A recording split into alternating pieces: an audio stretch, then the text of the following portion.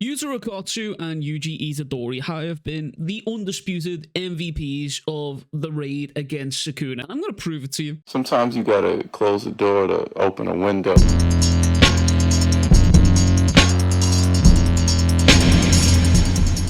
There have been a lot of fighters who have fought Sukuna in the Shinjuku Showdown here, and a lot have fallen to him, and a lot others have made impacts before they're meeting their ends. However, in this video, it's not really meant to disparage those efforts. I recognize those efforts from all of the fighters involved here, but two individuals outside of Gojo Satoru here stand head and shoulders above the fucking rest. And speaking of Gojo, his fight against Sukuna gave a lot of information to the Jujutsu High students, as well as also dealing a lot of damage and taking away RCT and Maharaga, and also his domain expansion, leaving him with only his chaos technique, which is still terrifying regardless, but still, it's more cards plucked from his hand. However, from this point on, from Gojo's death, this is where Yuta and Yuji and their planning starts to take effect, as we've seen from various flashbacks. Now, Yuta was, just as Gojo predicted, the one to trust when it comes to taking care of the students should anything happen to him in this fight. And there are quite a few underrated players throughout this fight, Wee Wee and Mei Mei being two of them.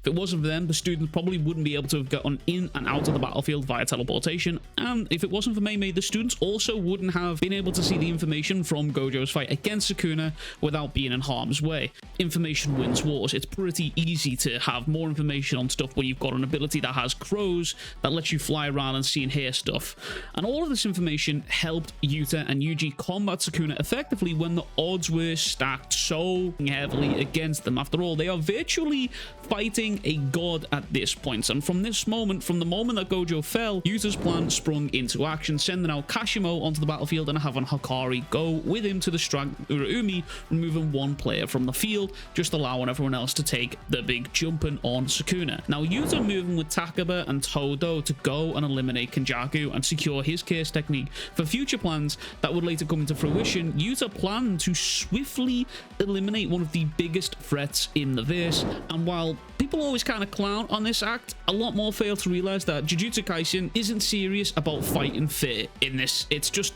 about being a step ahead of your opponents at all times. I mean, the best Jujutsu sorcerers, as Reggie says, are con artists. The biggest example of this is both Toji and Kenjaku beating Gojo in ways we could have never imagined. Now, we all fucking know here for a fact, a straight 1v1, neither of those two are beating Gojo. However, with planning and preparation, they both managed to take him off of the board here. Toji killing him outright and Kenjaku ended up sealing him away. Both plans worked to get Gojo off the board so they can continue with their own plans. However, Yuta employed the exact same tactics to ensure victory against his opponent, while keeping Todo's involvement completely and utterly secret until the correct moment. And all while this is happening here, Yuji has been constantly on the battlefield from the moment Kashimo died and constantly applying pressure to Sukuna. Now, could Yuji have outright killed or stopped Sukuna in his tracks at any given point? No, absolutely fucking not. But as I mentioned before, strength in the series and in Jujutsu Kaisen isn't the be-all end-all. Gege has shown us multiple times how strong fighters in this series can be pressured by simply just having plans made against them, or even just simple matchup differences. And in this case, Yuji's punches slowly but surely affecting Sukuna's control over not only his cursed energy but also his body is absolutely vital. This is something only Yuji Itadori could have done for a handful of reasons. One, he is the only one with this ability. Duh. 2. Yuji possesses an indomitable spirit. As Sukuna points out, Yuji Itadori cannot be stopped by mere punches or kicks or pain. And 3. If it is only pain, Yuji Itadori will not stop, something Sukuna learns and should have already known anyway. Now, for these reasons alone, Yuji was, still is, and always will be the perfect man for this job here.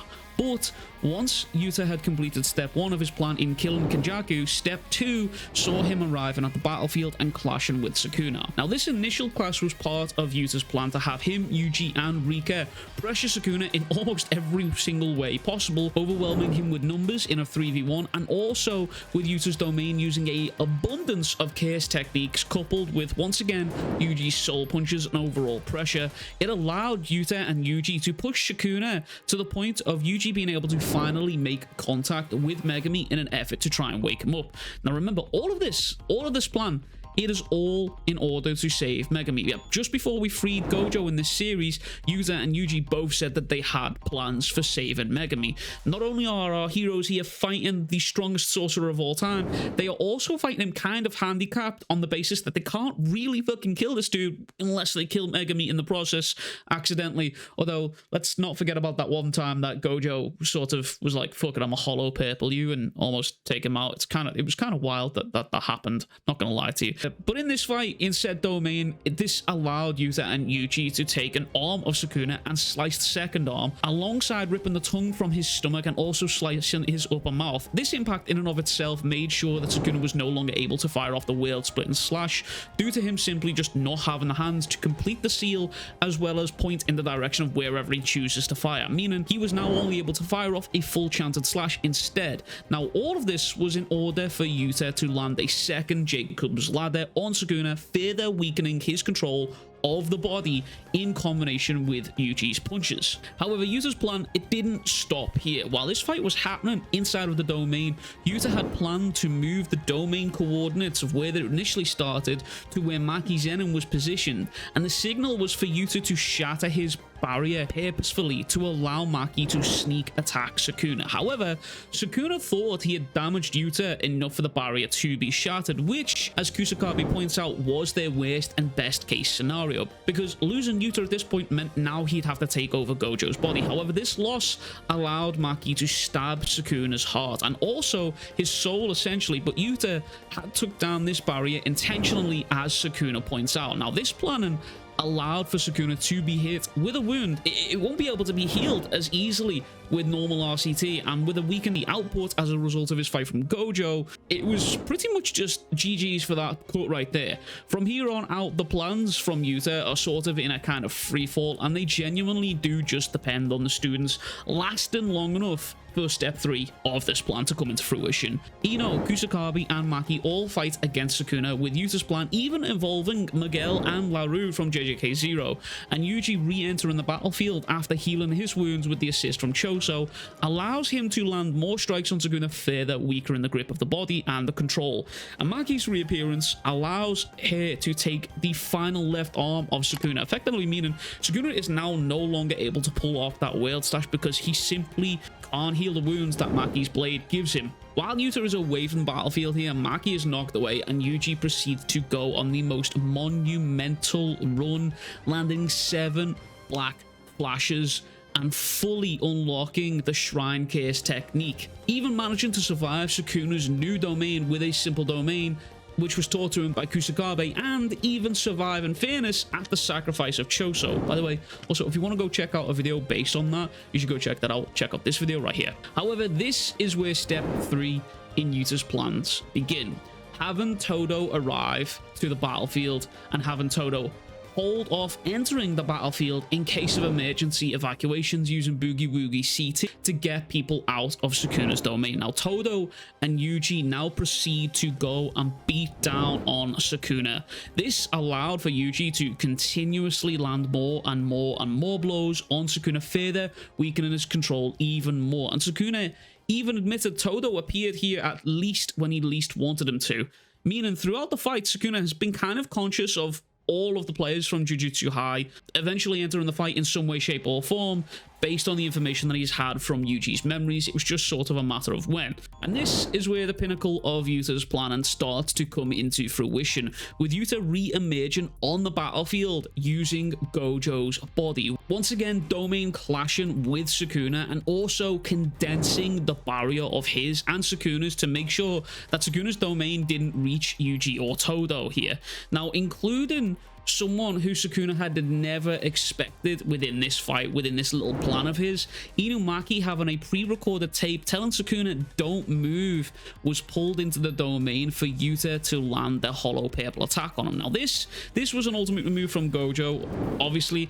However, Yuta's unfamiliarity with the curse technique, it made the technique damage to Sukuna nowhere near what it needed to be to finish this fight off. But this failure still allowed for Yuji and Todo to continue the beatdown on Sukuna, because after this domain clash, after this was over, Sukuna was in a state where his curse technique was increasingly difficult to use. And it's this one page right here This is the one page where I personally believe Yuji is above everyone else in this fight.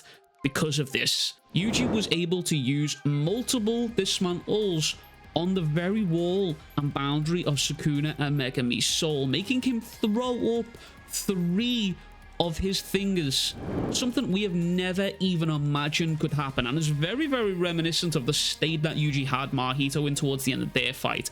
And what's more surprising here is this statement that Sukuna says. He himself, Sukuna, admits, if I continue taking these blows, I won't be able to maintain this body and I will lose. For the first time in the series, Sukuna is brought to the point of admitting he will lose if this continues on. Something even Gojo Satoru couldn't get Sukuna to admit to. That in and of itself is a feat worthy of the fucking top tiers in this fight. That statement in and of itself, as far as I'm concerned, puts Yuji at the top of the list for MVP. And this fight is obviously still ongoing, with the latest chapter just ended with this, what possibly is the ultimate culmination of Yuta's plan to have Angel appear at the last moment and fire Jacob's ladder at Sukuna. Now, whether this is the end of Sukuna remains to be seen. Personally, I don't think it is. I think he will end up getting out of this some way or shape or form.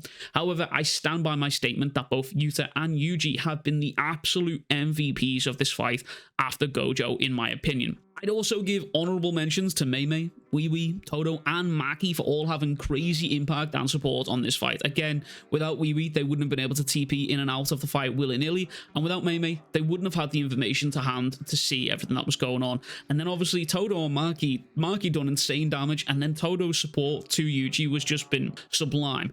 But anyways, that is everything from me. If you've not already, please be sure to like and subscribe, and also go check out this video. It's actually been officially a year old since I uploaded this video. It's something I consider some of my best work on the channel, so please consider checking that out. I'm trying to breathe a little bit of life into that.